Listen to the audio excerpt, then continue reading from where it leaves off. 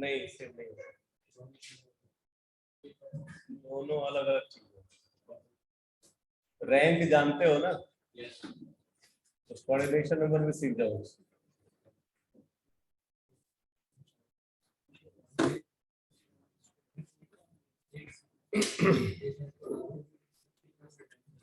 NCERT निकालो भाई।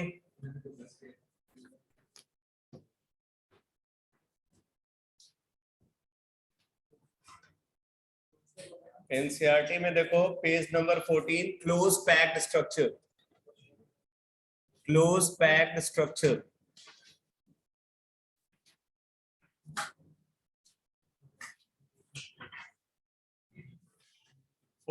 Page number 14।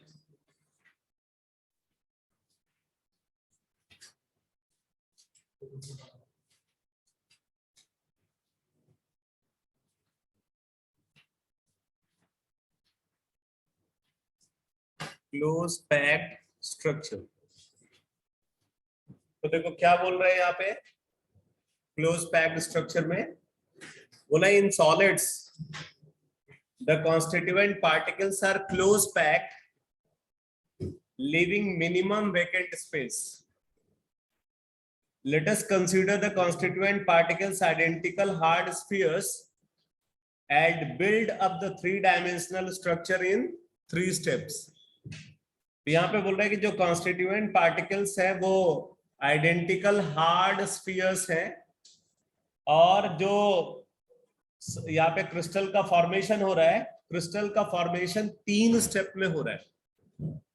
कैसे 3 स्टेप में हो रहा है? पहले हम 1 डायमेंशनल रो बनाते हैं, फिर 2 डायमेंशनल लेयर बनाते हैं, और फिर उसके बाद 3 डायमेंशनल स्ट्रक्चर बनाते हैं, यानी कि 3 डायमेंशनल लैटिस बनाते हैं। तो आप नोट कर लो, लिखो in close packed structure, in close packed structure of the solid,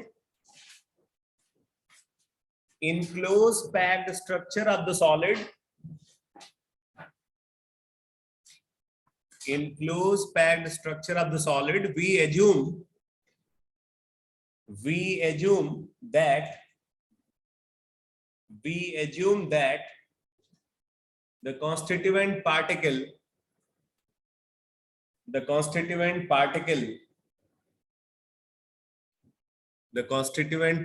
are identical hard spheres,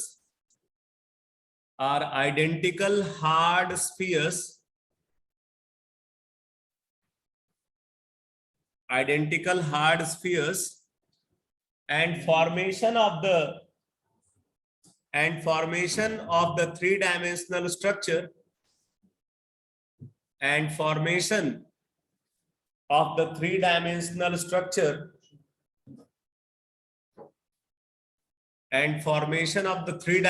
structure of the solid occurs in 3 steps. And formation of three-dimensional structure of the solid occurs in 3 steps. ठीक है, तो 3 step में जो 3-डायमेंशनल structure है उसका formation होता है। अब वो 3 स्टेप कैसे कैसे यहाँ पे कंसीडर किए गए हैं, देखो सबसे पहले क्लोज पैकिंग इन 1 डायमेंशन को कंसीडर किया गया। Close packing in 1 dimension, step 1।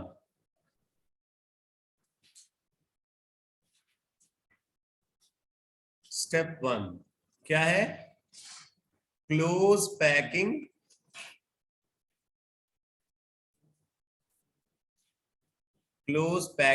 in 1 dimension.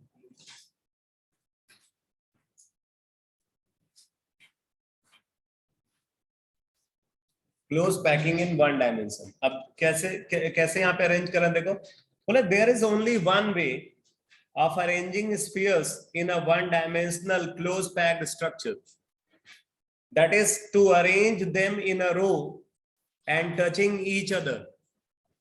तो अगर हमें 1-dimensional close packed structure चाहिए तो कॉन्स्टिट्यूएंट स्फीयर को कैसे अरेंज करना होगा, एक रो के अलोंग अरेंज करना होगा और इस तरीके से अरेंज करना होगा वो स्फीयर एक दूसरे को टच कर रहे हैं। ठीक है, बस यही एक अरेंजमेंट पॉसिबल है। तो आप इस बात को नोट कर लो। Close packing in one dimension में लिखो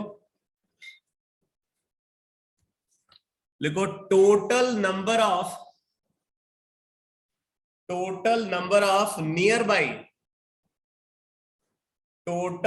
of nearby constituent sphere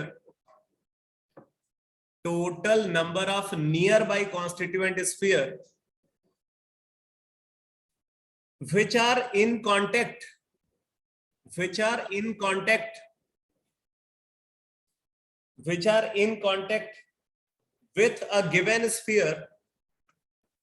with a given sphere, total number of nearby constituent sphere which are in contact with a given sphere is called coordination number. ये तुम्हारे question का answer है। हाँ, बाद में पढ़ना, अभी तो लिख रहे हो। is called coordination number. is called coordination number. अब जरा एक बार पढ़ो इसको।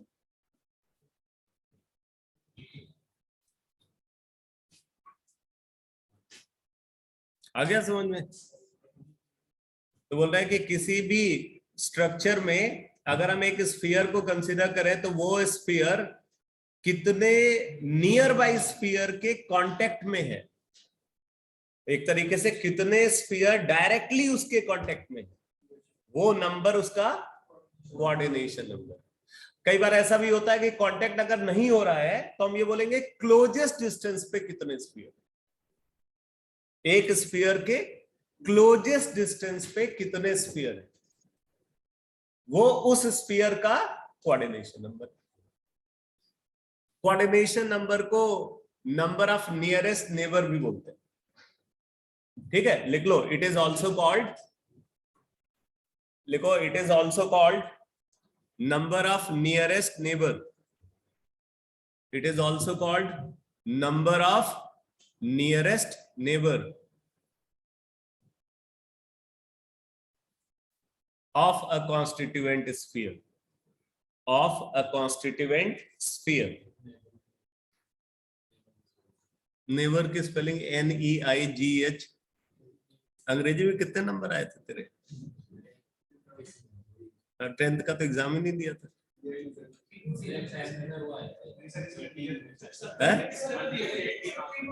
80 मार्क्स से बढ़ते होंगे फिर।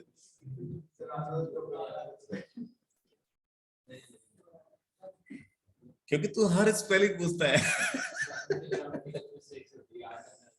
अच्छा, इज ग्रामेटिकल मिस्टेक था? कोई नहीं, स्पेलिंग बनाना आना चाहिए। चलो कोई नहीं। NEIGHBOUR।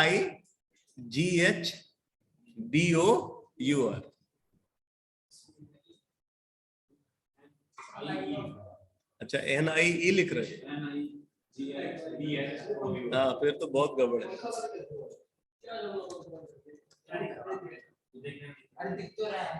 अच्छा क्या, एक मिनट, अरे 1 मिनट भाई, क्या हो गया? इस पंखे की शैडो आ रही है तुम्हारे ऊपर। अच्छा, अगर ये लाइट बंद होती है, तुम चाहते हो कि वो शैडो उधर फॉर्म हो?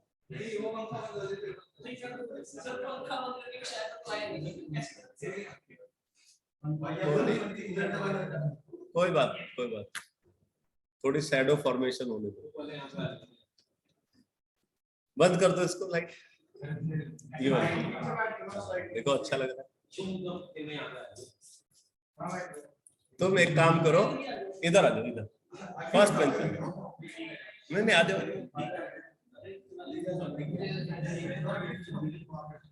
चलो, तो कोऑर्डिनेशन नंबर क्या है ये समझ में आ गया? क्या है कोऑर्डिनेशन नंबर? एक स्फीयर के कितने क्लोजेस्ट पड़ोसी है। ठीक है, वो एक तरीके से आप बोल सकते हैं जैसे आपका घर है तो आपके घर के नेबरहुड में जो जितने हाउसेज हैं वो आपका कोऑर्डिनेशन नंबर, नहीं घर के मेंबर नहीं, हाउसेज।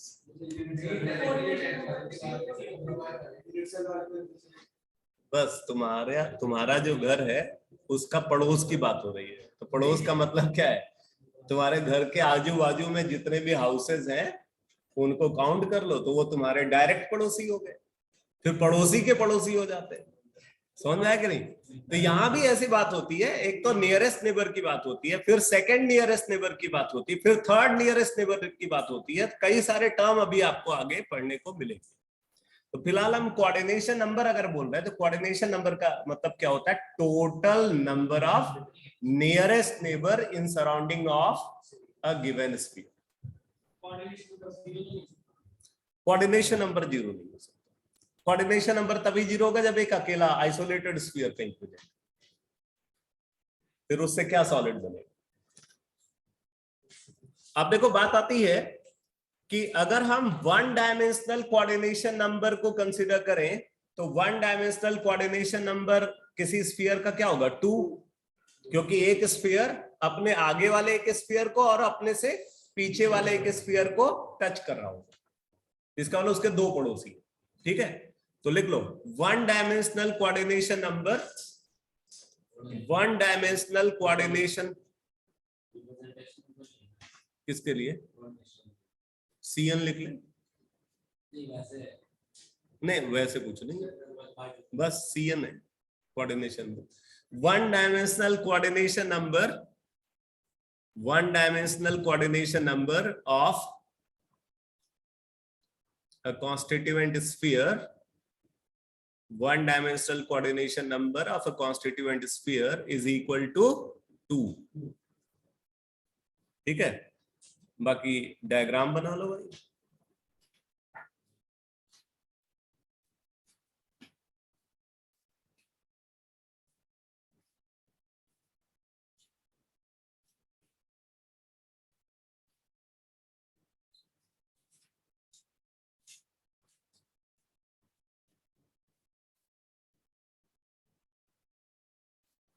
इस तरीके से एक रो का फॉर्मेशन होगा। यहां पे अगर हम एक स्फीयर को कंसीडर करें तो ये स्फीयर दो स्फीयर को टच कर रहा है।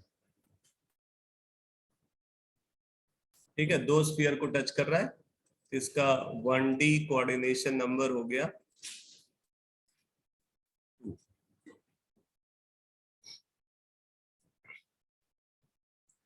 फिर बात आती है स्टेप 2 की।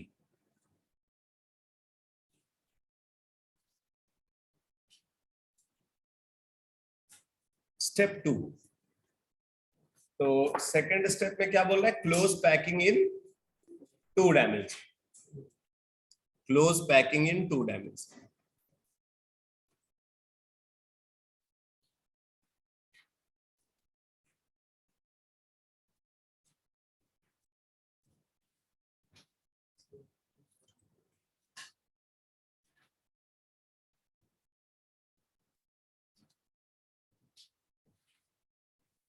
तो देखो क्या बोल रहे हैं, बोला 2 dimensional close packed structure can be generated, 2 dimensional close packed structure can be generated by stacking.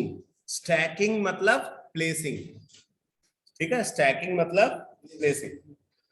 तो 2 dimensional close packed structure can be generated by stacking the rose of close packed spheres. तो कैसे बनता है ये, जो 1 dimensional रो हमने बनाई है उस रो को हम एक दूसरे के एडजेसेंट में रखते जाएंगे। ठीक है, एक रो है, फिर उसके बगल में दूसरी रो, तीसरी रो, चौथी रो, पांचवी रो, इस तरीके से अरेंज करके एक क्या बन जाएगी, 2 डायमेंशनल लेयर बन जाएगी। ठीक है, तो लिख लो, लिखो 2 dimensional close packed structure, 2 dimensional close packed structure, 2 dimensional close packed structure can be formed, 2 dimensional close packed structure can be formed by placing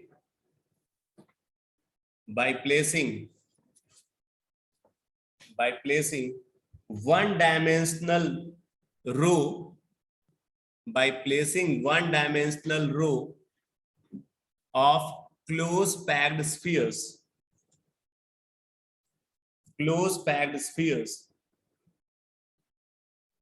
आगे लिखो, this can be done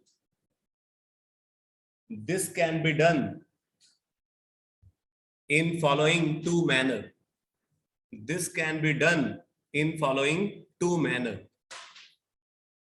इसको हम दो तरीके से अरेंज कर सकते हैं.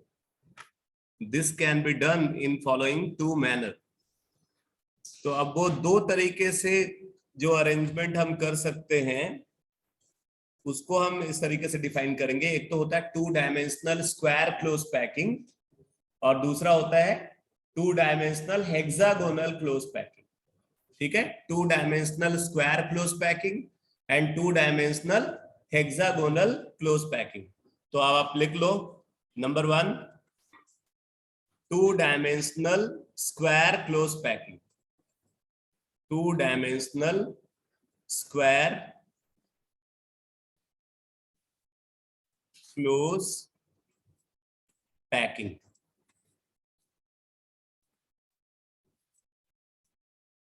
To dimensional square close packing.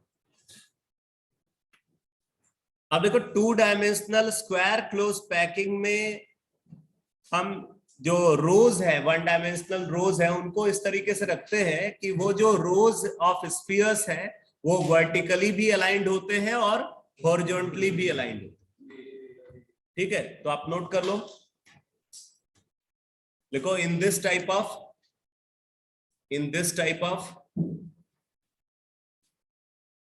2-dimensional close packing, in this type of 2-dimensional close packing, one-dimensional rows are placed in such a manner. One-dimensional rows are placed in such a manner that the constituent spheres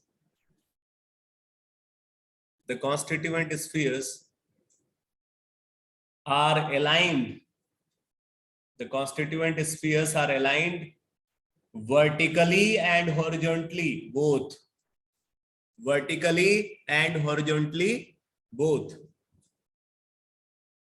Vertically and horizontally both. तो यहाँ पे जो spheres है वो vertically भी aligned है और horizontally भी अलाइंड है. अब देखो,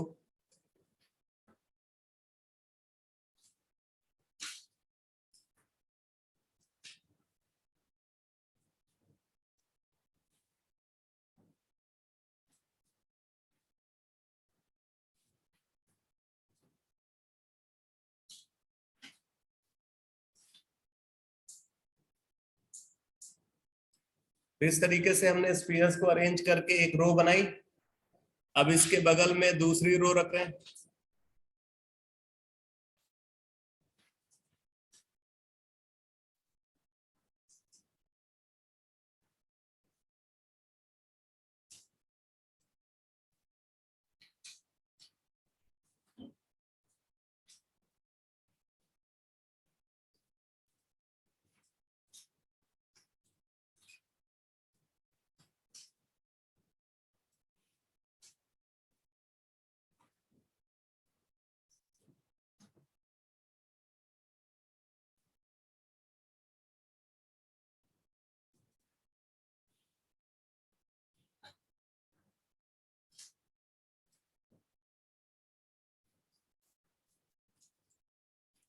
थर्ड रो इसी तरीके से, फोर्थ रो, फिफ्थ रो को रखेंगे. अब यहाँ पे अगर आप देखो, जैसे हमने इस स्फीयर को कंसीडर किया,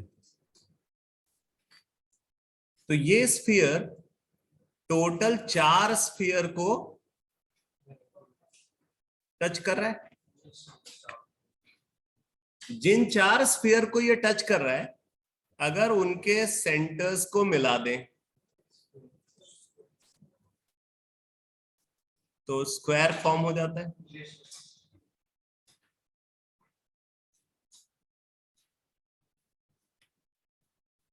ठीक है, इसीलिए हम इसको क्या बोलेंगे, to dimensional square close packing.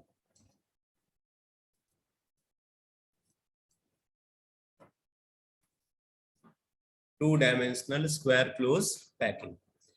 आप यहां पे देख सकते हो, to dimensional square close packing में जो एक कॉन्स्टिट्यूएंट स्फीयर है, ये 4 स्फीयर को टच कर रहा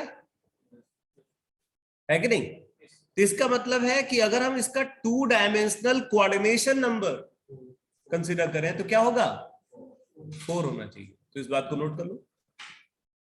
देखो, two dimensional coordination number, two-dimensional coordination number of square close packing, two-dimensional coordination number of square close packing is equal to 4. Two-dimensional coordination number of square close packing is equal to 4.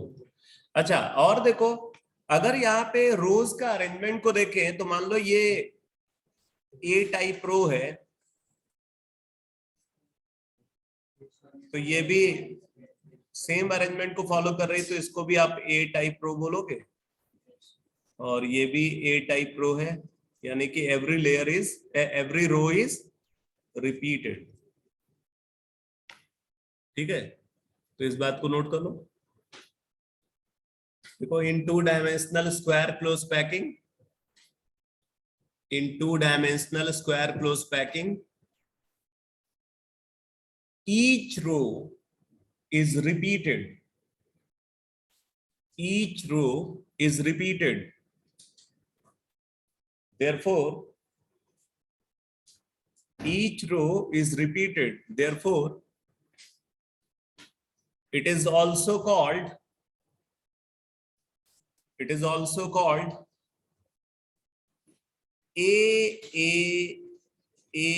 a type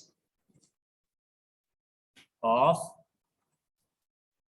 two-dimensional close packed structure।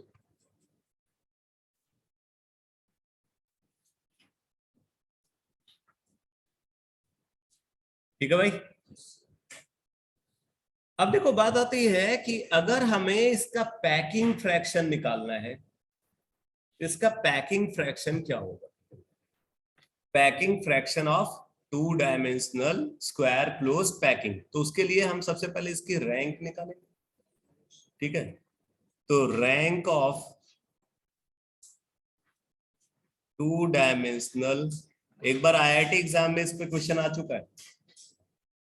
ठीक है, JEE advance 2012 में question पूछा गया है। तो rank of two dimensional square close packing is equal to, ध्यान देना, अभी हम टू डायमेंशनली एनालिसिस कर रहे हैं, तो अगर टू डायमेंशनली एनालाइज करेंगे तो आप इनको स्फीयर नहीं सर्कल मान करके चलो। क्या मान करके चलोगे, सर्कल, स्फीयर नहीं सर्कल। ठीक, तो इसका मतलब आप ये बोल सकते हो कि एक पूरा सर्कल यूनिट सेल के अंदर है, बाकी जो 4 सर्कल है उनका क्वार्टर पार्ट जो है यूनिट सेल के अंदर है कि नहीं। तो इसका रैंक क्या आ जाएगा, 1 + 4 × 1/4, तो 2 आ जाएगा। ठीक है, rank of two dimensional square close packing is equal to 2। अच्छा, अब देखो, अगर हम पैकिंग फ्रैक्शन इसका निकालना चाहेंगे तो क्या हो जाएगा, packing fraction is equal to packing fraction of two dimensional square close packing is equal to rank multiplied by area of one constituent circle divided by area of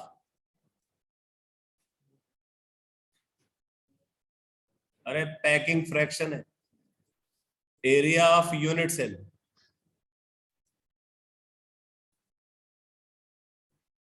area of unit cell, ठीक है भाई। तो क्या हो जाएगा 2 multiplied by pi R square divided by area of unit cell. तो अब area of unit cell तो ए स्क्वायर होना चाहिए, स्क्वायर है ना। अब ए लेंथ कहां से कहां तक है भाई, ये ए है, ये लेंथ ए है ना। अच्छा, अगर आप देखो ये डायगोनल है, तो डायगोनल की लेंथ a√2 होगी। a√2 is equal to 4r होना चाहिए नहीं, r plus 2r plus r, तो a√2 is equal to 4r, तो a is equal to 2√2r। ठीक है, तो लिख लो here a is equal to 2√2r। therefore packing fraction is equal to 2 pi r square, 2 pi r square divided by 2√2 r का whole square, तो 8 r square. तो ये आ गया पाई बाई 4। तो परसेंटेज ऑक्यूपाइड स्पेस क्या हो जाएगा भाई, पाई बाई 4 इंटू 100, ये आता है 78.54%। आईआईटी एग्जाम में जब क्वेश्चन पूछा गया था तो उन्होंने थोड़ा सा चीट किया था क्वेश्चन को पूछने में। डायग्राम में क्या बनाया था, ये यूनिट सेल बना दिया था, ठीक है, ये यूनिट सेल बना दिया था। ऐसे ही चारों उस पे स्फीयर रख करके एक बीच में स्फीयर रख दिया और फिर पूछा कि packing fraction of 2 dimensional unit cell given in diagram, packing fraction of 2 dimensional unit cell given in diagram. पहली बार ये क्वेश्चन आया था 2 डायमेंशनल लैटिस को लेकर के, तो किसी के दिमाग में जो है इस तरीके की पिक्चर बैठी नहीं थी। सबको जो है ये डायग्राम देख करके सबको लगा कि ये तो फेस सेंटर्ड क्यूबिक एफसीसी, क्योंकि एफसीसी में भी तो यही होता है, कॉर्नर पे और फेस सेंटर पे। सबको एफसीसी दिखा और पहला ऑप्शन एफसीसी वाला था, 74%। सब इतना आसान क्वेश्चन आया एग्जाम, मजाक कर लिया। और सेंटर से बाहर आ रहा है तो बोला उसमें तो 2D लिखा हुआ था और एफसीसी तो 3D होता है। तो फिर टीचर से आकर के पूछ रहे हैं कि सर ये कैसे हो गया, इसका तो मतलब जो है ये इसका आंसर 74% होना चाहिए सर, मैंने तो 74% किया। नहीं बेटा तुम गलत हो, ये 2D है, 2D मतलब ये स्क्वायर क्लोज पैकिंग की बात हो। समझ में आया?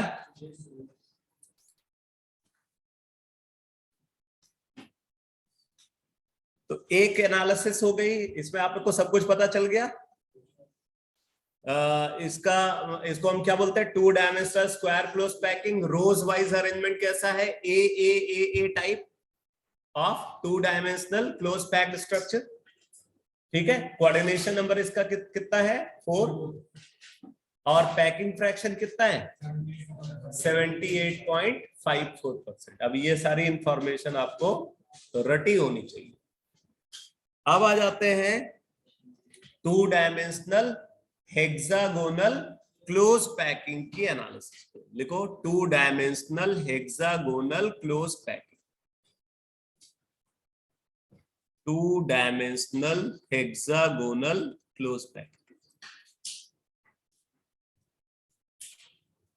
मतलब 2-dimensional HCP है ये।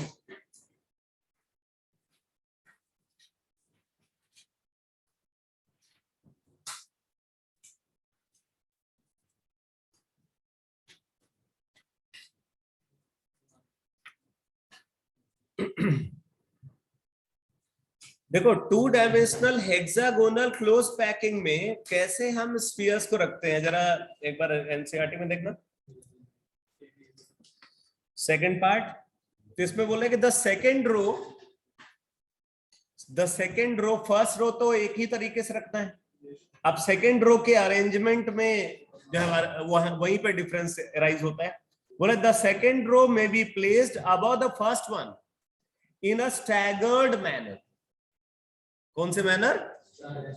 स्टैगर्ड मैनर में पिछली 2 क्लास में यूज कर रहा था, याद है ना? Eclipsed, staggered. इक्लिप्स्ड में अभय नहीं दिखाई पड़ता था, स्टैगर्ड में अभय दिखाई पड़ता था मुझे, समझ में आया? तो स्टैगर्ड मैनर में स्फीयर को रखना है। तो जैसे एक रो हमने अरेंज कर ली, अब दूसरी रो के स्फीयर को अगर हम रखेंगे, मान लो कि पहली रो वाले अलाइनमेंट के साथ, तो फिर तो फर्स्ट रो वाला स्फीयर हमें दिखेगा ही नहीं, क्योंकि सेकंड रो स्फीयर उसको इक्लिप्स कर लेगा। हमें क्या चाहिए? हमें फर्स्ट रो स्फीयर को देखना है। तो फर्स्ट रो स्फीयर को देखना है तो सेकंड रो स्फीयर को कहां रखना पड़ेगा? डिप्रेशन में रखना पड़ेगा। समझ आया कि नहीं? जो दोनों फर्स्ट रो स्फीयर्स है उनके डिप्रेशन में सेकंड रो स्फीयर्स को रखना है। अब इसमें क्या होगा? इसमें पैकिंग अच्छी हो जाती है, स्पेस ज्यादा अच्छे तरीके से यूटिलाइज होता है, इसलिए इसका पैकिंग फ्रैक्शन भी ज्यादा मिलेगा। ठीक है, तो अब देखो यहां पे हम स्फीयर्स को कैसे अरेंज करेंगे। पहले आप लिख लो,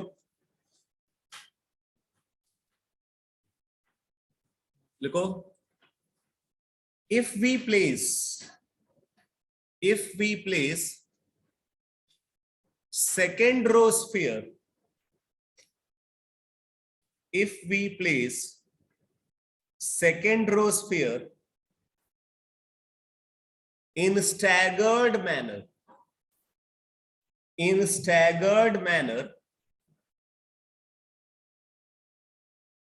with first row sphere,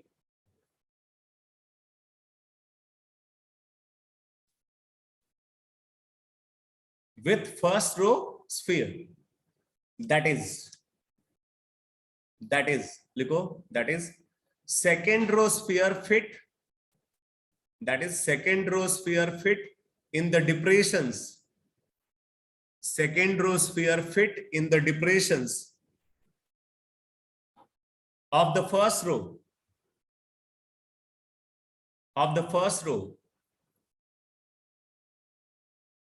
and similarly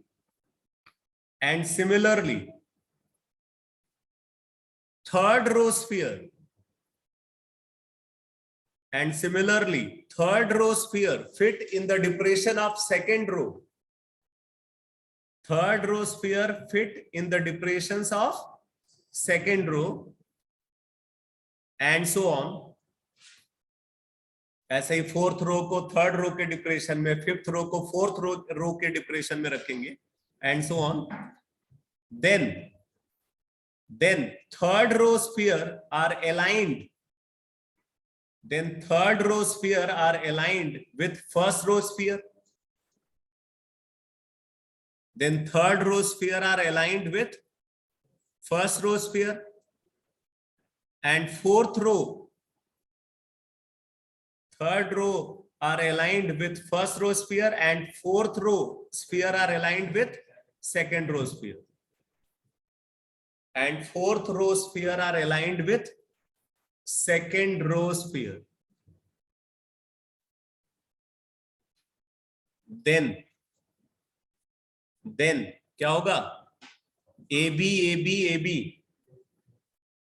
then AB AB AB type of 2-dimensional closed packed structure, AB type of two-dimensional closed packed structure. Closed packed structure is obtained. AB type of two-dimensional closed packed structure is obtained. ये clear हो गया?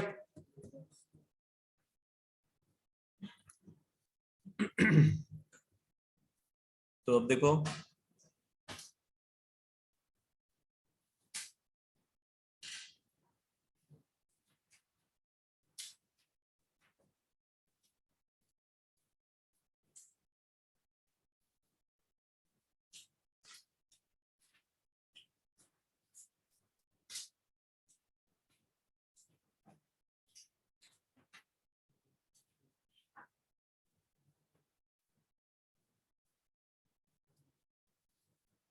एक रो हमने बनाई,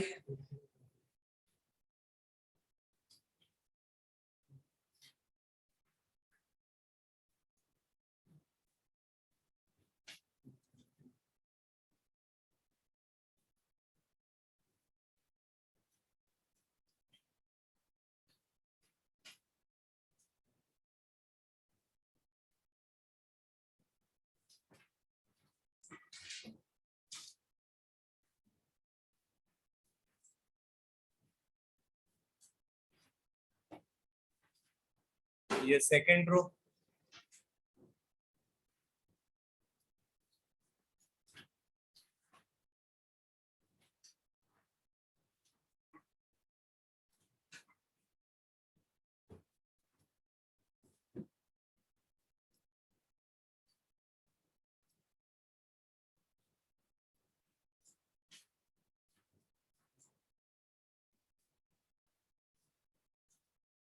third row,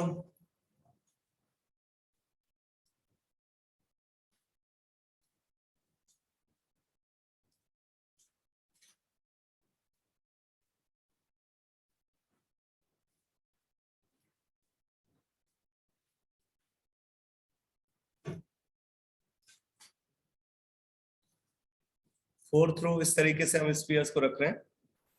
तो अब आप यहाँ पे देखो, जैसे हमने इस स्फीयर को कंसीडर किया, ये स्फीयर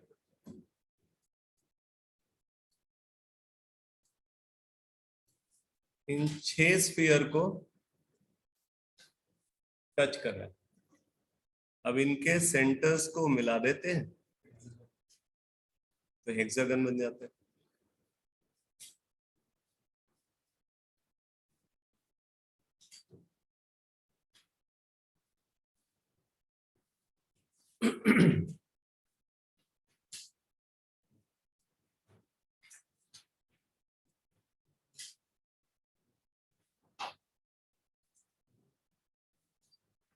अगर आप रोज का अरेंजमेंट को देखो तो ये अगर ए टाइप रो है तो ये बी टाइप रो होगी,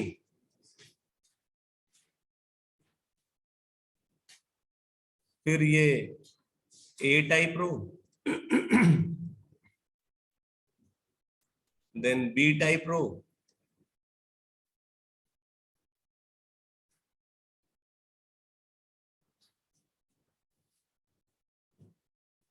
तो इसको हम बोलेंगे ए बी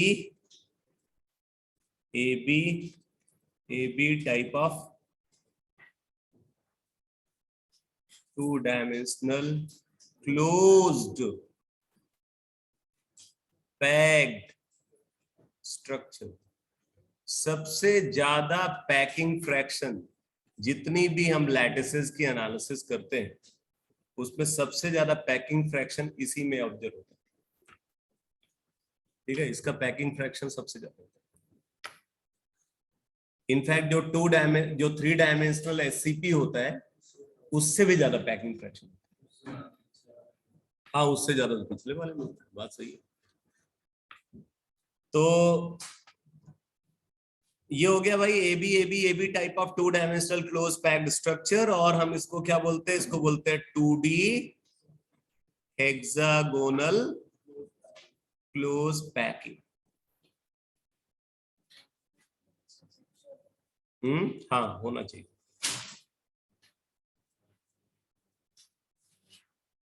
तो coordination number of two dimensional HCP, coordination number of two dimensional HCP, तो एक स्फीयर यहाँ पे 6 स्फीयर को टच कर रहा है, इसका कोऑर्डिनेशन नंबर क्या होना चाहिए, 6 होना चाहिए। अगर हम यहां पे इसकी रैंक निकालें,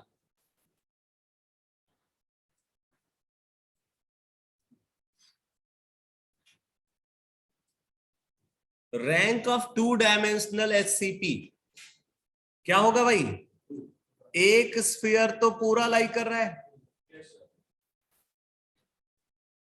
बाकी आप देखो ये एंगल 120 डिग्री है और टोटल 360 होता है, इसका मतलब कि हर सर्कल का 1/3 पार्ट ही यूनिट सेल के अंदर, तो 1 + 6 × 1/3, तो 3 है।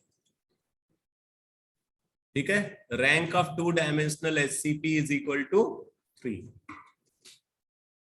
पैकिंग फ्रैक्शन यहां पे क्या हो जाएगा, 3 × πr²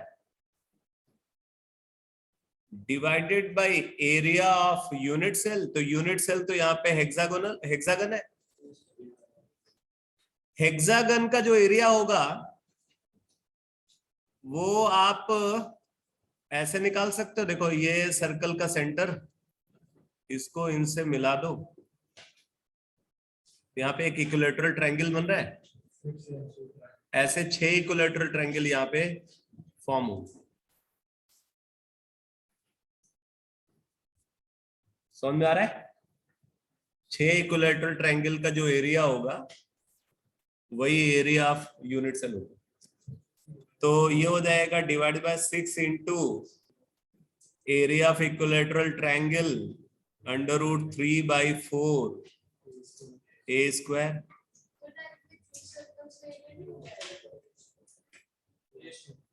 अच्छा, ये बीच में वायर्ड स्पेस नहीं दिख रहा है तुम्हें,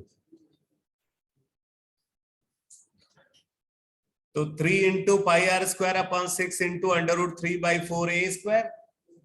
और यहाँ पे A को अगर आप देखो तो ये दोनों स्फीयर टच कर रहे हैं ना, A क्या है यहाँ पे, A इसको बोलो, ये A है, ये लेंथ A, समझ आ रहा है, यहाँ दिख रहा है ना,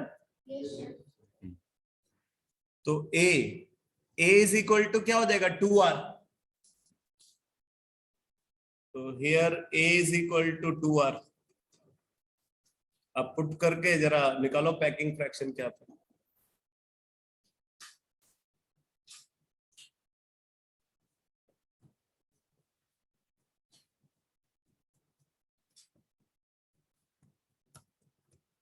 π/2√3।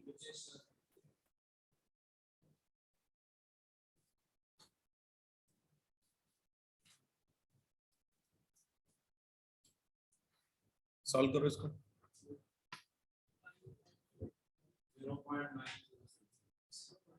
0.9069 percentage occupied space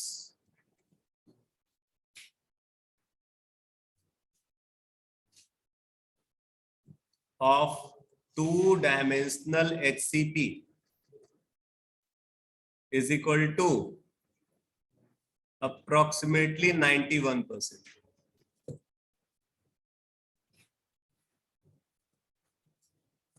ठीक है, percentage occupied space of two dimensional HCP कितना है, 91% के अप्रॉक्स है, जो कि मैक्सिमम होता है।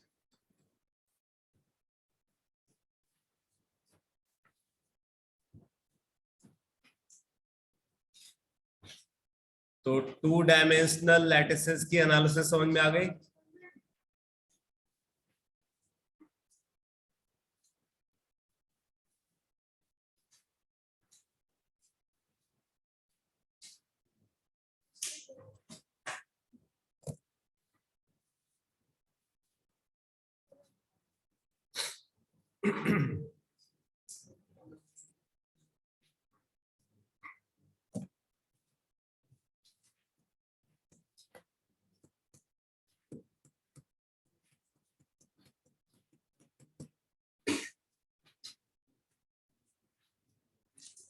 अब क्लोज पैकिंग इन 3 डायमेंशन को डिस्कस कर रहे हैं। स्टेप 3,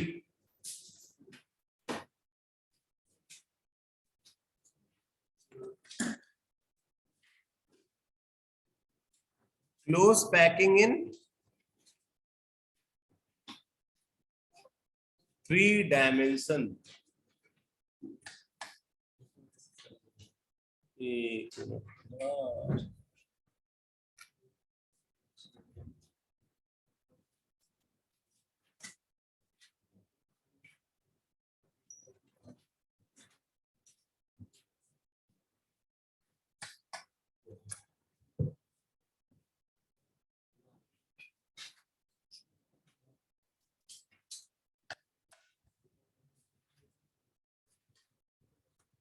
वेट करो, वेट करो, वेट करो।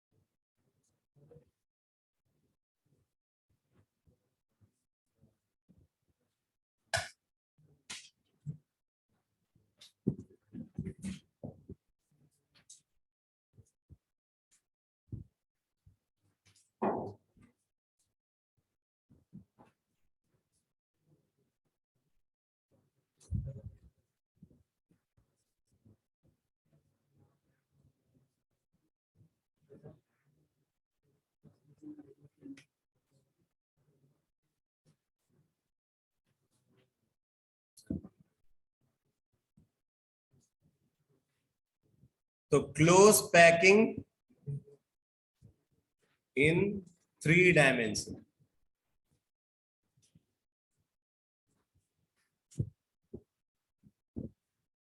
अब देखो, ये जो 3 डायमेंशनल लैटिसेस है, ये बेस्ड होती है 2 डायमेंशनल क्लोज पैक्ड स्ट्रक्चर।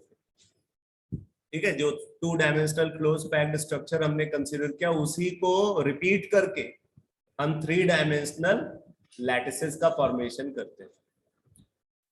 तो अब देखो, क्योंकि 2 dimensional close packed structure 2 type के हैं।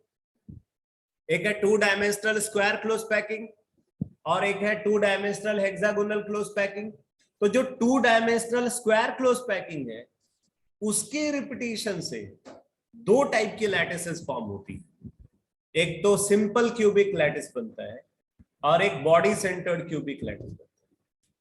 तो जो सिंपल क्यूबिक लैटिस है और बॉडी सेंटर्ड क्यूबिक लैटिस है, वो किसके रिपीटिशन से बनता है? 2 डायमेंशनल स्क्वायर क्लोज पैकिंग के रिपीटिशन से बनता है।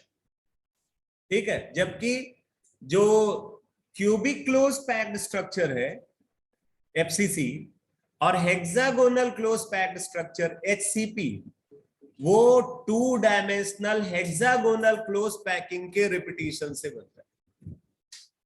कुछ समझ में आया तो लिखो।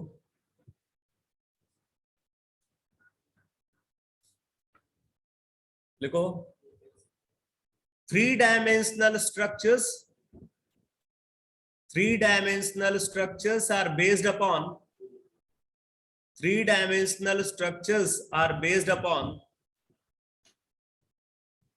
3 dimensional structures are based upon 2 dimensional lattices. Three-dimensional structures are based upon two-dimensional lattices. देखो, for example, simple cubic and body-centered cubic lattice. For example, simple cubic and body-centered cubic. Simple cubic and body-centered cubic lattices are based upon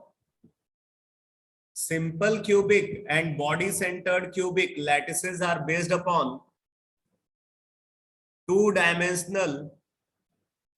Simple cubic and body-centered cubic lattices are based upon two-dimensional square close packing. Simple cubic and body-centered cubic lattices are based upon two-dimensional square close packing. Whereas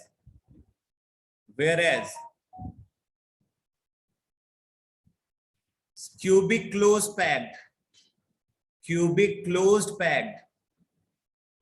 CCP, whereas cubic closed packed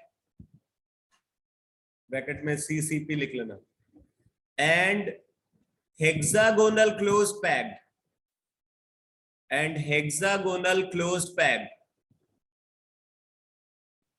bracket में लिख लेना HCP lattices are based upon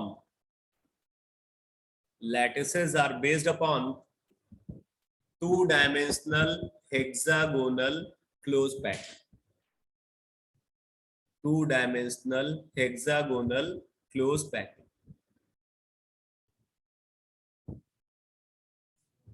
ये clear हो गया?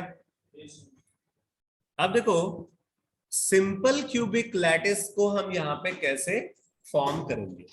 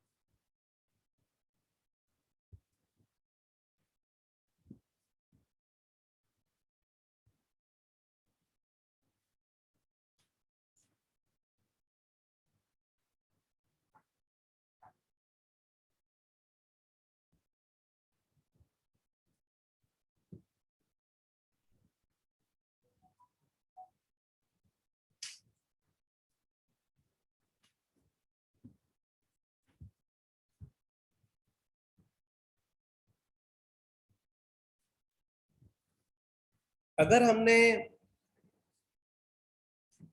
First row spheres को यहां पे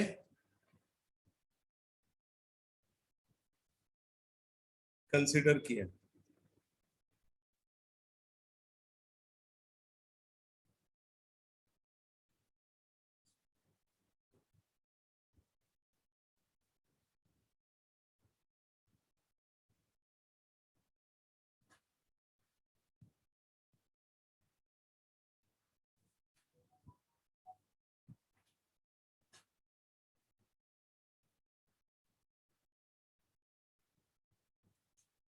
ये फर्स्ट रो स्फीयर्स।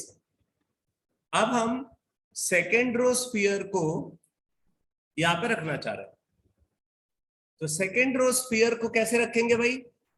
ये सेकेंड रो नहीं, सेकेंड लेयर, ये फर्स्ट लेयर स्फीयर, ठीक है, फर्स्ट लेयर स्फीयर है। मान लो हम इसको ए टाइप लेयर बोल रहे हैं, तो जो सेकेंड लेयर स्फीयर है वो उसको एग्जैक्टली फर्स्ट लेयर स्फीयर के ऊपर रखना है। सेकेंड लेयर स्फीयर को कहां रखना है? फर्स्ट लेयर स्फीयर के ऊपर रखना है। तो फर्स्ट लेयर स्फीयर के ऊपर रखेंगे तो जो सेकेंड लेयर स्फीयर होगा तो इसको पूरा कवर कर लेगा। हाँ, हर लेयर रिपीट होगी।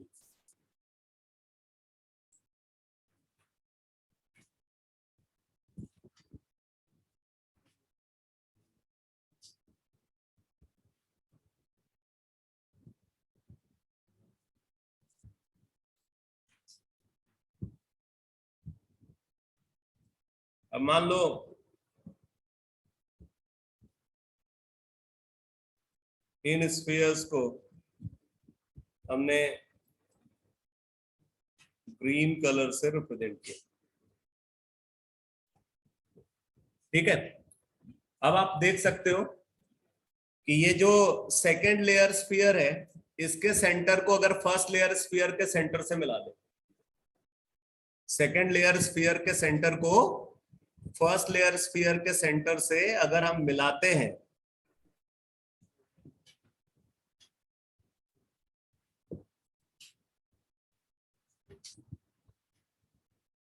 तो क्यूब बन जाएगा ना यहाँ पे। जैसे ये एक स्क्वायर फेस ये हो गया, ऐसे एक स्क्वायर फेस जो है नीचे फर्स्ट लेयर स्फीयर के थ्रू बन जाएगा, और फिर उनको मिला दिया तो ये पूरा क्यूब बन गया। तो आप देख सकते हो कि उस क्यूब के कॉर्नर पे spheres present, 4 sphere first layer के और 4 sphere second layer, total 8 corner है क्यूब के, उसमें से 4 कॉर्नर पे फर्स्ट लेयर स्फीयर और 4 कॉर्नर पे सेकंड लेयर स्फीयर प्रेजेंट है। ये सबको समझ में आ रहा है, ठीक है। तो यही सिंपल क्यूबिक लैटिस आ गया समझ में भाई सबको।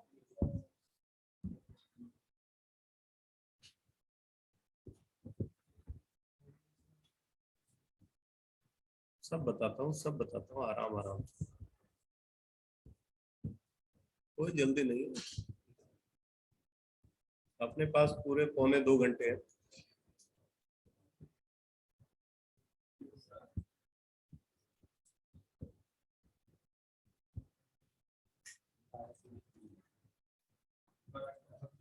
तो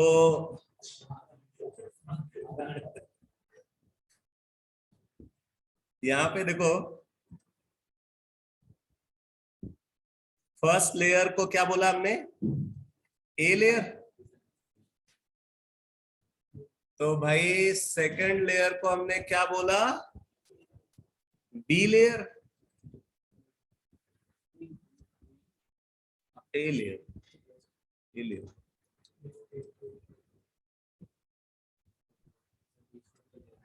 हाँ है ही नहीं, सही बात है।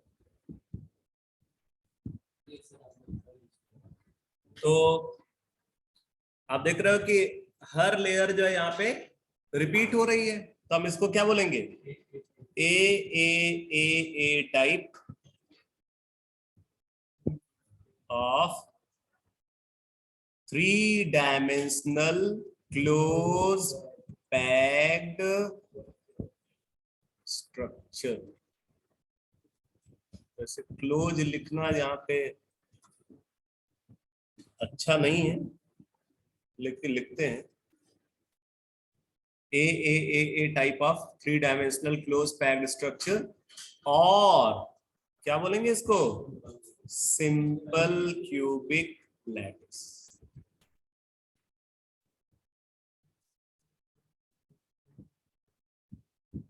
ठीक, तो इसके बारे में तो आप जानते ही हो, इसका पैकिंग फ्रैक्शन कितना होता है,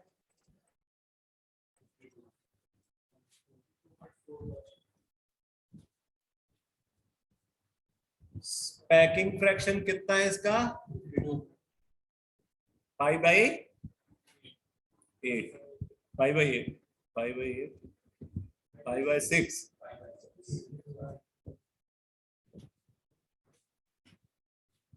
मैथमेटिक्स में भी प्रॉब्लम,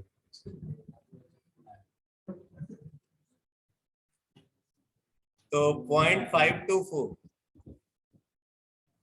तो packing fraction of simple cubic lattice 0.524, percentage occupied space 52.4%, rank कितना होता है सिंपल क्यूबिक लैटिस का? 1। Rank of simple cubic lattice 1। सब लिखो, rank of simple cubic lattice 1। अब इसका कोऑर्डिनेशन नंबर कितना है ये समझना है। तो आप देखो, एक स्फीयर, अभी आपने पीछे देखा ये 2 डायमेंशनल स्क्वायर क्लोज पैकिंग है ना, ये 2 डायमेंशनल स्क्वायर क्लोज पैकिंग है। तो इसमें एक स्फीयर अपने लेयर के 4 स्फीयर को टच करता है। एक स्फीयर अपने लेयर के 4 स्फीयर को टच करता है। 4 स्फीयर तो अपने लेयर के हैं जिनको वो टच कर रहा है, एक स्फीयर अपने से नीचे वाली लेयर का जिसके ऊपर रखा है वो, और एक स्फीयर उससे ऊपर वाली लेयर का। तो टोटल 6 स्फीयर को टच कर रहा होता है। इसका कोऑर्डिनेशन नंबर क्या हो जाएगा? लिखो इस बात को, लिखो, in simple cubic structure, in simple cubic structure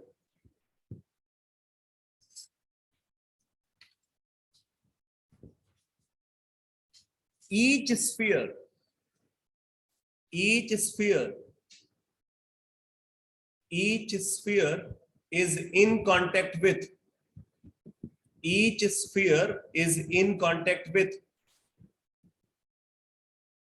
4 sphere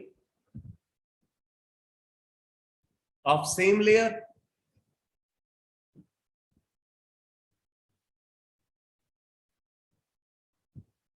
One sphere of its bottom layer,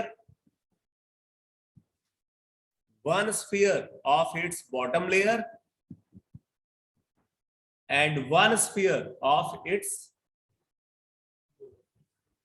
top layer.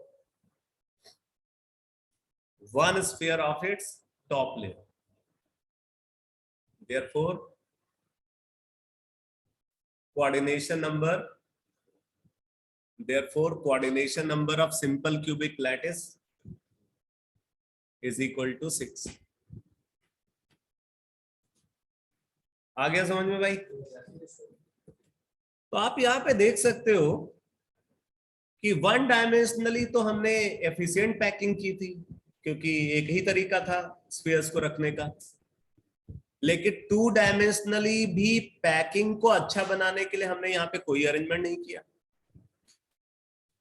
मैंने बताया ना कि अगर सक्सेसिव रोज, सक्सेसिव लेयर्स एक दूसरे को रिपीट कर रही हैं तो पैकिंग कभी अच्छी नहीं हो सकती, ये बात बताया हुआ है ना। तो यहाँ पे सक्सेसिव रोज भी रिपीटेड थी, सक्सेसिव लेयर भी रिपीटेड है, इसलिए न तो 2 डायमेंशनली अच्छी पैकिंग हुई और न 3 डायमेंशनली अच्छी पैकिंग हुई, इसीलिए पैकिंग फ्रैक्शन इसका सबसे कम है। और क्या बताया था सिंपल क्यूबिक लैटिस के बारे में कि कोई भी मॉलिक्यूलर सॉलिड कभी भी सिंपल क्यूबिक लैटिस को फॉलो नहीं करता, ठीक है?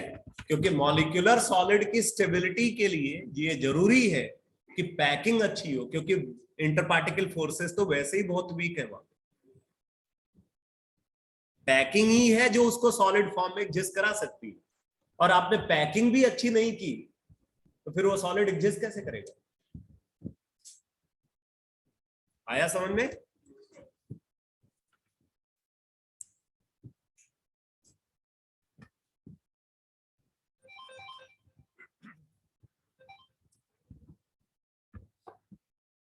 अच्छा, आप देखो, अगर हम यहां पे, अब मैं दूसरा डायग्राम बनाना नहीं चाहता,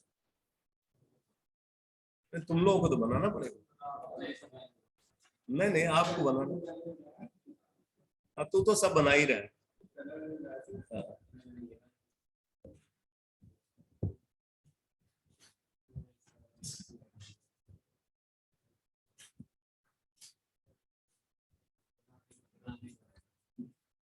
नहीं, मैं नहीं बनाऊंगा। अब देखते जाओ क्या दिखाना है।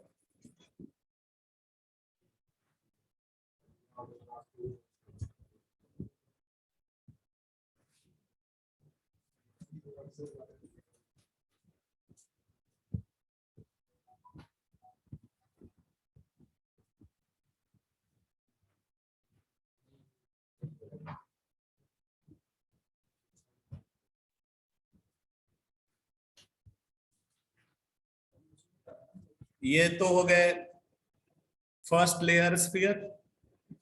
अब देखो सेकेंड लेयर स्फीयर को हम यहां पे रख रहे हैं। सेकेंड लेयर स्फीयर को कैसे रखेंगे भाई?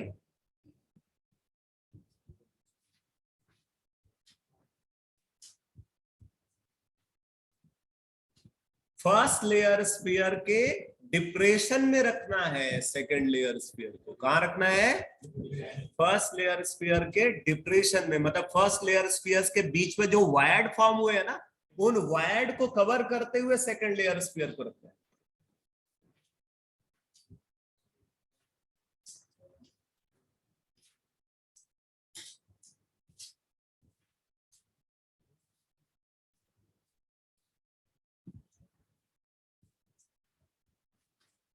अब ये डायग्राम एनसीईआरटी में दिया हुआ है, ठीक है, जेरॉक्स करा लेना उसको।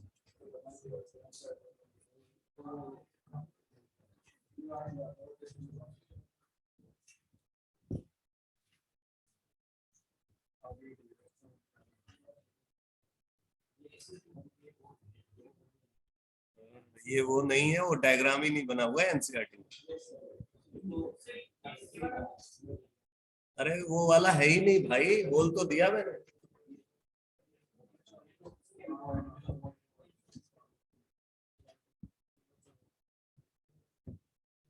अभी जल्दी जल्दी बना लो, नहीं तो कुछ टाइम के बाद पता ही नहीं चलेगा कौन सा स्फीयर कहाँ रखा है।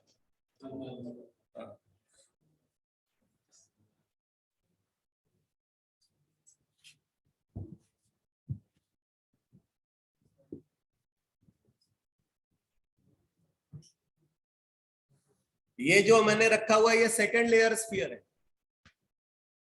है कि नहीं? फर्स्ट लेयर स्फीयर को रेड कलर से, सेकेंड लेयर स्फीयर को ग्रीन कलर से रिप्रेजेंट किया।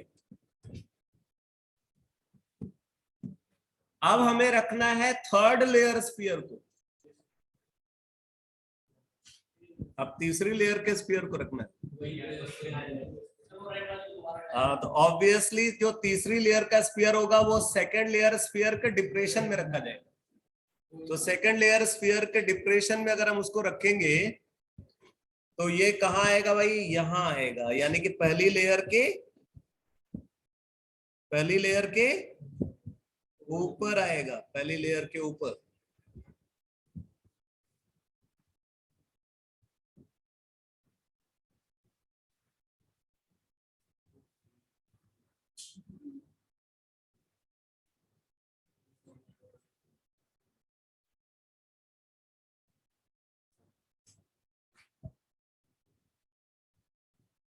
आज तो सब समझ में आएगा, लेकिन अगर इसी डायग्राम को जो है तुम 1 महीने बाद देखोगे ना तो खूब समझ में आएगा।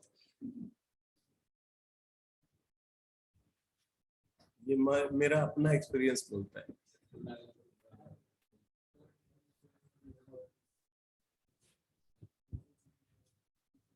अब मैंने इसको ब्लू कलर से रिप्रेजेंट किया।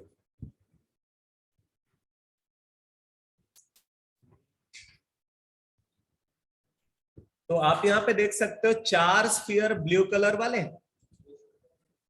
इनके सेंटर्स को मिला दें 4 स्फीयर रेड कलर वाले। ब्लू कलर वाला स्फीयर कौन सी लेयर का है? Third layer. रेड कलर वाला स्फीयर फर्स्ट लेयर, और ग्रीन कलर वाला sphere second.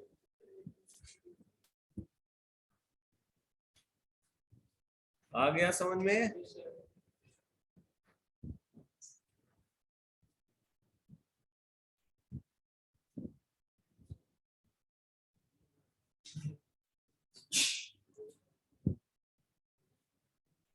First layer sphere,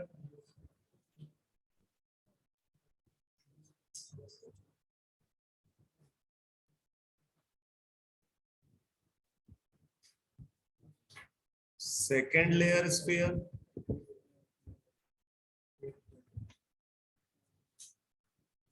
and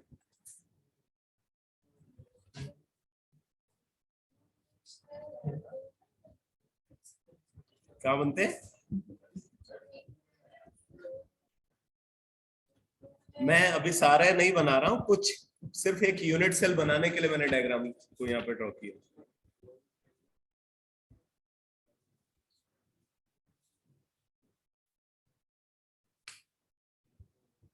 तो ये कलर कोड है भाई। तो हमने क्या किया, ब्लू कलर वाले जो स्फीयर्स है उनके सेंटर को रेड कलर वाले स्फीयर के सेंटर से मिलाया, तो क्यूब बना, एक बन गया क्यूब। उस क्यूब के बॉडी सेंटर पे ग्रीन कलर स्फीयर है।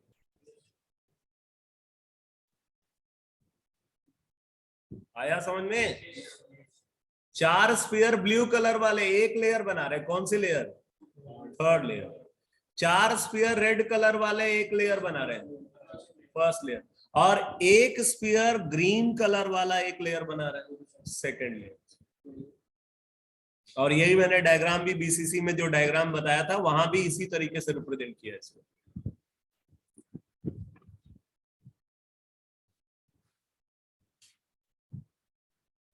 तो कितने लोगों को समझ में आ गया ये? हैंड रेज करो भाई जिन्होंने विजुअलाइज कर लिया। सात्विक ने आधा विजुअलाइज किया है? अच्छा, ठीक है।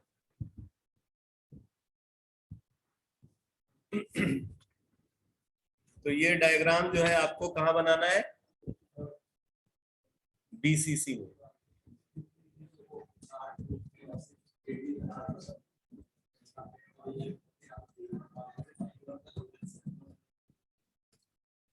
तो अब हम इसको क्या बोलेंगे भाई? जो रेड कलर स्फीयर की लेयर है उसको हमने क्या बोला? ए लेयर बोला, A layer, A layer. Green colour वाले स्फीयर की लेयर को क्या बोला? B layer, B layer. और फिर ब्लू कलर वाले स्फीयर की लेयर क्या बन गई वापस? ए लेयर बन गई, A layer.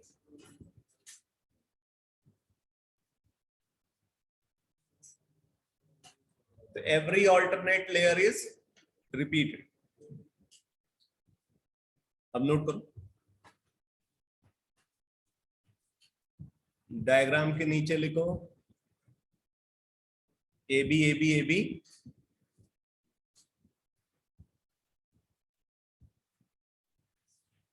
AB type of 3-dimensional close packed structure। Pranat समझ में आ रहा है भाई?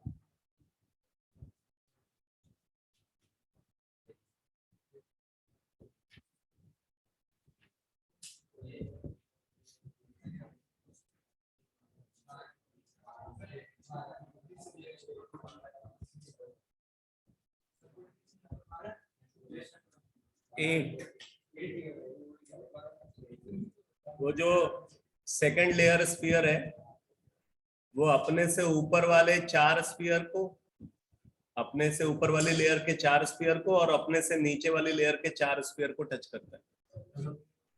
अपने लेयर में किसी को नहीं टच करता।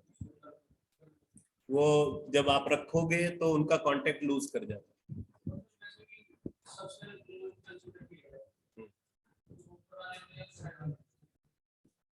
इक्विडिस्टेंट होंगे भाई, बॉडी सेंटर है ना, बॉडी सेंटर से सारे कॉर्नर इक्विडिस्टेंट ही होते हैं।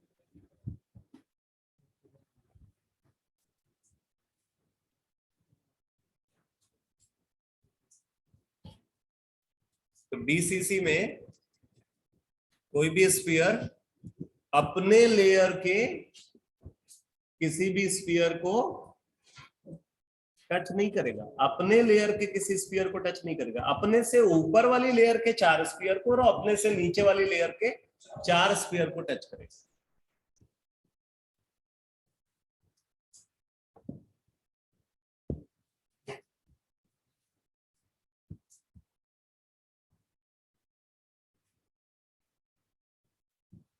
तो जो भी डायग्राम आपने बनाया उसके नीचे क्या लिखोगे?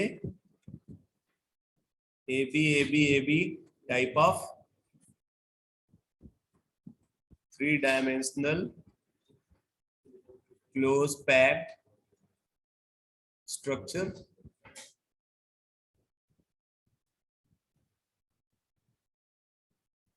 और इसको क्या बोलोगे? Body centred cubic structure.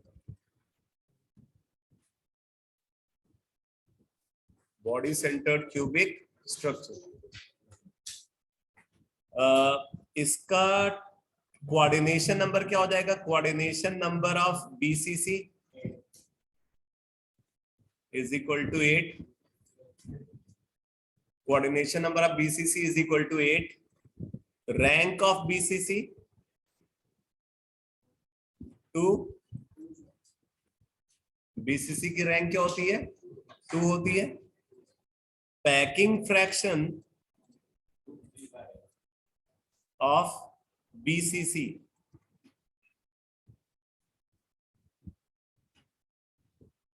कितना है? पैकिंग फ्रैक्शन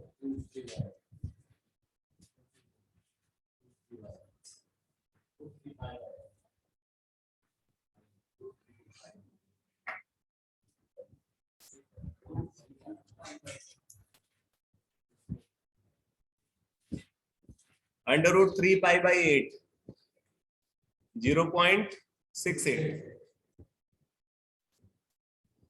ठीक है। Percentage occupied space 68%।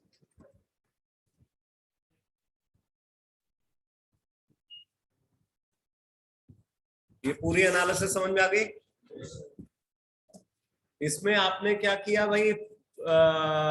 जब ये 2-डायमेंशनल लेयर बनाई उसमें तो पैकिंग अच्छी नहीं थी, लेकिन जब आपने 3-डायमेंशनल स्ट्रक्चर बनाया लेयर के रिपीटिशन से तो वहां पे पैकिंग बेटर हो गई, बिकॉज सेकेंड लेयर स्फीयर को हमने फर्स्ट लेयर स्फीयर के डिप्रेशन में रख दिया, तो उससे वायर्ड स्पेस ऑक्यूपाई हो गया, इससे पैकिंग बेटर हो गई, overall percentage occupied space greater आता है।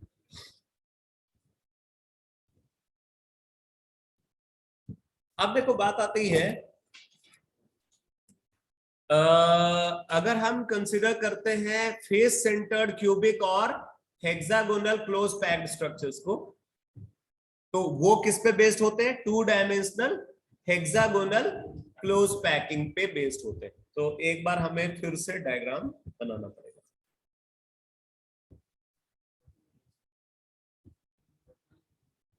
हाँ, वो तो और खतरनाक बनेगा।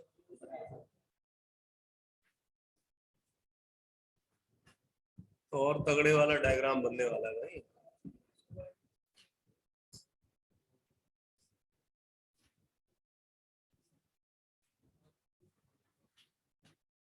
तो थोड़ा सा अच्छे से डायग्राम नहीं बनाओगे ना तो फिर यहाँ गड़बड़ भी हो जाएगी, आपको समझ में नहीं आए।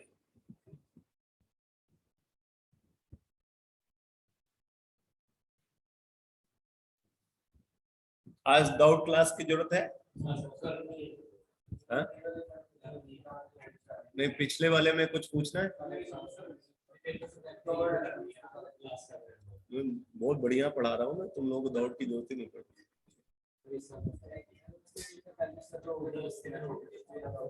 यूनिवर्सिटी के भी सारे निकलते जा रहे हैं, तो तुम्हारे हैं।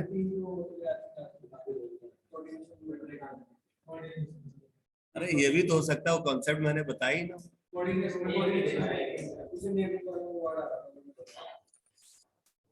चलो एक रो हो गई। अब देखो दूसरी रो को रख रहे हैं।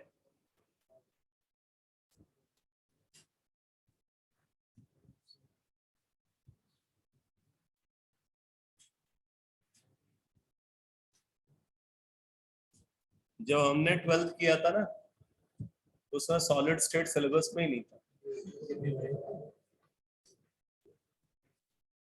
जिस साल हमने आईआईटी एग्जाम दिया था, उस साल पहली बार इंट्रोड्यूस हुआ था सॉलिड स्टेट, और वही क्वेश्चन पूछा गया था हाइट ऑफ टेट्राहेड्रन को डिराइव करने के लिए, expression for height of tetrahedron.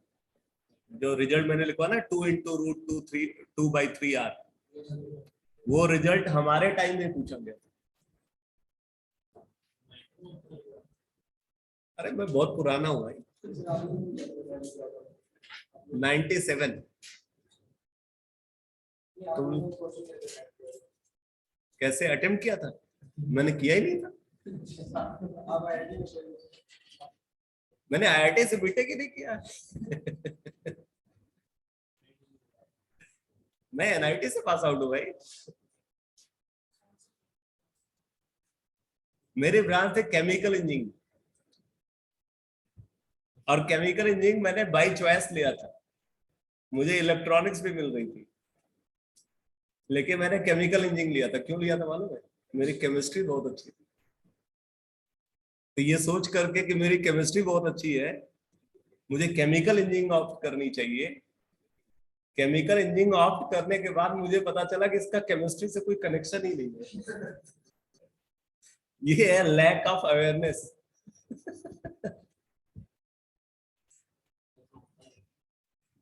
Chemical engineering में सिर्फ टेक्नोलॉजी डिस्कस होती है, प्रोसेसेस डिस्कस होती है, केमिस्ट्री नहीं इन्वॉल्व।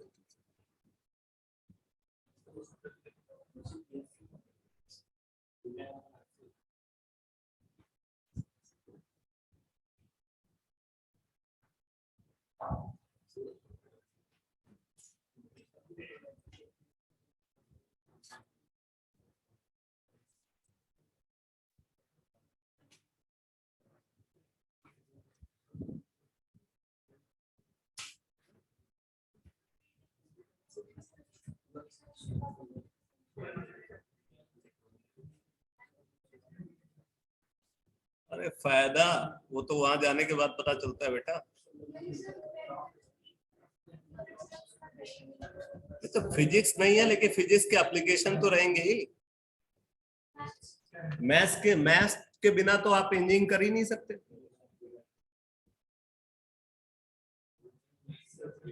केमिस्ट्री का सबसे कम इन्वॉल्वमेंट, इसीलिए जो जब मेरिट बनती है ना, तो उसमें केमिस्ट्री का स्कोर को लीस्ट प्रायोरिटी दी जाती है। अगर टाई हो जाता है स्कोर दो स्टूडेंट का, तो उसमें फिर ये देखते हैं कि किसका मैथमेटिक्स में सबसे अच्छा स्कोर है, उसकी रैंक बेटर होती है। फिर फिजिक्स का स्कोर देखते हैं, तीसरी प्रायोरिटी केमिस्ट्री को मिलती है।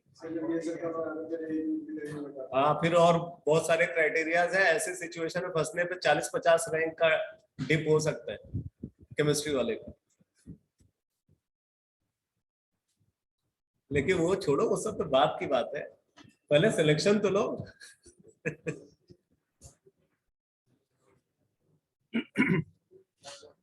अब यहाँ पे देखो भाई, अगर हम एक स्फीयर को कंसीडर करें, इस स्फीयर के सराउंडिंग में, यहाँ पे आप देख रहे हो वायर्स दिख रहे हैं। देखो ये वायर्ड है, ये एक वायर्ड है, ये एक वायर्ड है, ये छोटे छोटे वायर्स यहाँ पे दिख रहे हैं। ये वायर्स जो होते हैं ना, ट्रायंगुलर शेप के होते हैं। कैसे होते हैं? ट्रायंगुलर शेप के वायर्ड यहाँ पे प्रेजेंट होते हैं।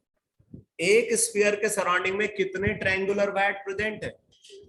6 ट्रायंगुलर वायर्ड प्रेजेंट। ये दिख रहा है? अरे दिख रहा है। अगर यहां नहीं दिखेगा ना, फिर कभी नहीं दिखेगा, ये भी समझ लो। अगर यहां नहीं दिखा, फिर सॉलिड जो है वो गैसियस स्टेट में कन्वर्ट हो जाएगा। इसलिए यही देख करके जाओ।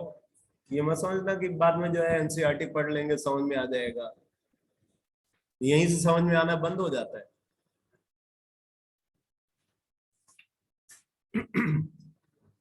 तो एक स्फीयर के सराउंडिंग में कितने वायर्स है भाई? 6 वायर्स हैं। अगर